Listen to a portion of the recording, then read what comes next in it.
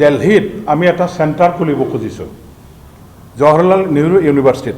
এই চেণ্টাৰটো হ'ল Bodo study centre. এতিয়া বড়ো ষ্টাডি চেণ্টাৰ বুলি ক'লে হয়তো মানে কিছুমানৰ বুজাত অসুবিধা হ'ব পাৰে।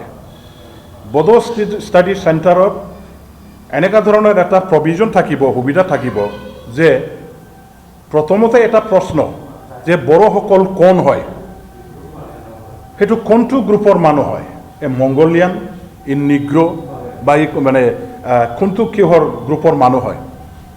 এওঁলোকে আচলতে এই জগতখনত, এই পৃথিৱীখনত ক'ত প্ৰথম জন্ম লোৱা কমিউনিটি হয়, ক'ৰ পৰা আহিছিলে, অসমৰ তেখেতসকল কিমান বছৰৰ পৰা, কিমান হাজাৰ বছৰৰ পৰা, কিমান শ বছৰৰ পৰা বসবাস কৰি আছে, এখেতসকলৰ কলা সংস্কৃতি, ধৰ্ম, ভাষা, সাহিত্য কেনেকুৱা ধৰণৰ, এওঁলোকৰ খান পান কেনেকুৱা ধৰণৰ, এখেতসকলে কি ধৰণৰ বিহেভিয়াৰৰ মানুহ, গোটেইখিনি বড়োসকলৰ বিথংকৈ জাতি, কলা, সংস্কৃতি, পৰম্পৰা, ধৰ্ম, ভাষা, সাহিত্য ষ্টাডি কৰিবৰ কাৰণে এই বড়ো ষ্টাডি চেণ্টাৰ। এতিয়া আমাৰ ভাৰত ৰাষ্ট্ৰখনৰ লগতে ভাৰত ৰাষ্ট্ৰখনৰ যিবিলাক ৰাষ্ট্ৰ আছে বাহিৰত থকা, এইবিলাকৰ পৰা অহা স্কলাৰবিলাকে অসমলৈ, কোকৰাঝাৰলৈ আহি পেলাই তেওঁলোকে বড়োসকলৰ বিষয়ে ষ্টাডি কৰিব লগা নহ'ব। তেখেতসকলে দিল্লীত বহিয়ে, দিল্লীৰ বড়ো ষ্টাডি চেণ্টাৰত তেওঁলোকে বড়োসকলৰ বিষয়ে ৰিচাৰ্চ কৰিব পাৰিব, ষ্টাডি কৰিব পাৰিব আৰু বড়োসকলৰ বিষয়ে বিতংভাৱে তেখেতসকলে জানিব পাৰিব, লিখিব পাৰিব। আৰু এইখিনি সুবিধাটো দিবৰ কাৰণে এতিয়া দিল্লীৰ জৱাহৰলাল নেহৰু ইউনিভাৰ্চিটি JNUত এতিয়া বড়ো ষ্টাডি চেণ্টাৰ খুলিবৰ কাৰণে আলোচনাত আমি পইণ্ট হিচাপে ৰেইজ কৰিলোঁ। আৰু লগতে আমাৰ এই আলোচনা কৰাৰ সময়তে এটা আকৌ পইণ্ট জৱাহৰলাল নেহৰু ইউনিভাৰ্চিটিৰ VC মেডামে, ভাইচ চেঞ্চেলাৰ মেডামে তেখেতৰ ফালৰ পৰাই এটা প্ৰস্তাৱ আগবঢ়ালে। এইটো হ'ল যে বড়োসকলৰ কলা সংস্কৃতি আপোনাসকলে পৰম্পৰাগতভাৱে যিবিলাক সা সঁজুলি, যিখিনি আপোনালোকৰ সাজ পোছাক আছে, যিবিলাক বস্তু আপোনালোকে ব্যৱহাৰ কৰে, এই গোটেইখিনি আমি প্ৰদৰ্শন কৰি ৰাখিব পৰাকৈ দিল্লীত জৱাহৰলাল নেহৰু ইউনিভাৰ্চিটিৰ কেম্পাছৰ ভিতৰতে আমি এটা মিউজিয়াম খুলিব বিচাৰোঁ। আপোনালোকে ইয়াৰ কাৰণে এটা বিল্ডিং আমাক মিউজিয়ামৰ কাৰণে ঘৰ বান্ধি দিয়াৰ যদি আপোনালোকে আমাক ফাইনেন্সিয়েলি যদি হেল্প কৰিব খোজে, ইয়াৰ কাৰণেও যিমানখিনি মাটিৰ প্ৰয়োজন আছে আমি দিবলৈ সাজু বুলি VC মেডামে আমাৰ ডিছকাশ্যনৰ সময়তে এইখিনি তেখেতৰ ফালৰ পৰা প্ৰস্তাৱ আগবঢ়ালে।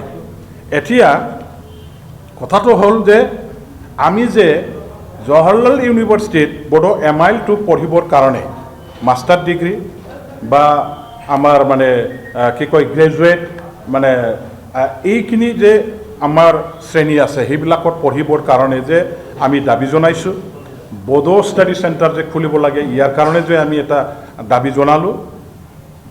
আমাৰ জৱাহৰলাল নেহৰু ইউনিভাৰ্চিটিৰ VC মেডামে আৰু তেখেতৰ লগত যিসকলে আলোচনাত অংশগ্ৰহণ কৰিছিলে খোলা মনেৰে, একেবাৰে খোলা মনেৰে আৰু খুব যোগাত্মক ইতিবাচকভাৱে তেওঁলোকে গোটেইখিনি গ্ৰহণ কৰিলে যে এই বছৰৰ পৰা দিল্লী ইউনিভাৰ্চিটিত বড়ো MIL2 পঢ়িবৰ পৰাকৈ ইন্ট্ৰডাকশ্যন কৰা হ'ব আৰু বড়ো ষ্টাডি চেণ্টাৰ খোলা হ'ব। মিউজিয়াম বড়োসকলৰ যিমানখিনি মানে পৰম্পৰাগতভাৱে আপোনালোকে ব্যৱহাৰ কৰা সা সঁজুলি, যিখিনি আমাৰ হেৰি আছে, সাজ পোছাক আছে, গোটেইখিনি প্ৰিজাৰ্ভ কৰি আৰু প্ৰদৰ্শনীৰ কাৰণে মিউজিয়াম বনাব। ইয়াৰ কাৰণেও গোটেইটো সন্মতি প্ৰকাশ কৰা হ'ল আৰু আমাৰ ইয়াৰ কাৰণে জৱাহৰলাল নেহৰু ইউনিভাৰ্চিটিৰ VC মেডামৰ ফালৰ পৰা আলোচনাত এটা প্ৰস্তাৱ আগবঢ়ালে যেহেতু এই গোটেইখিনি চলাবৰ কাৰণে আমি লেকচাৰাৰ এপইণ্টমেণ্ট দিব লাগিব, মানে এমপ্লয়ী এপইণ্টমেণ্ট দিব লাগিব। ইয়াৰ কাৰণে এক্সট্ৰা ফাইনেন্সিয়েল আমাৰ এক্সপেণ্ডিচাৰৰ প্ৰয়োজন আছে। গতিকে বড়োলেণ্ড চৰকাৰৰ আগত তেখেতসকলে এটা প্ৰস্তাৱ আকৌ দাঙি ধৰিলে। এইটো হ'ল যে 10 কোটি টকাৰ এটা খৰপাচ পাণ BTC গভৰ্ণমেণ্টৰ ফালৰ পৰা সহায় কৰিব লাগে।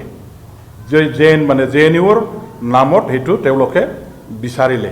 আমি একমুখে তাতে স্বীকাৰ কৰি আহিছোঁ যে আমাৰ MIL ইন্ট্ৰডাকশ্যন হৈ গ'ল।